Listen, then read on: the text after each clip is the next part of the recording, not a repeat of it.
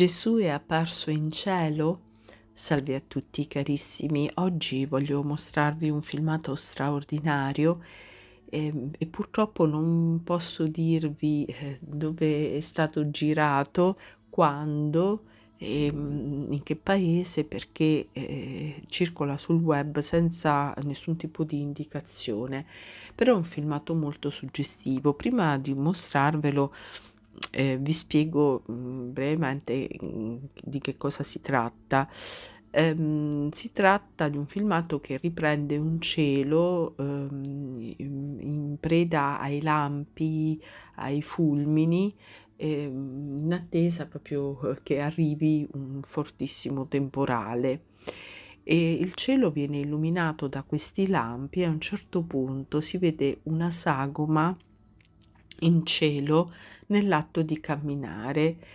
Questa sagoma sembrerebbe essere vestita di un mantello con un cappuccio e sembrerebbe, avere un bastone, uno di quei bastoni che usano i pellegrini quando devono mettersi in viaggio per raggiungere delle mete di fede, no, quindi sembrerebbe veramente, che questa sagoma appartenga al Cristo.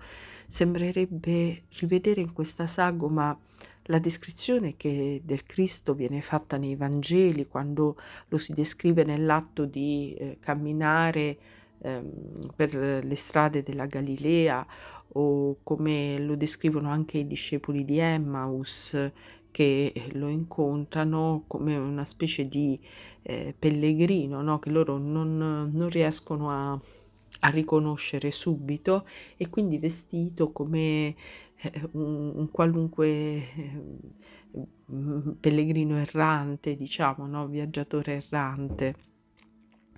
È un video veramente molto suggestivo, che colpisce, che commuove, e in cui veramente, se uno ben guarda questo video, sembrerebbe proprio avere un sobbalzo del cuore, perché sembrerebbe proprio che quella sagoma possa appartenere al Cristo.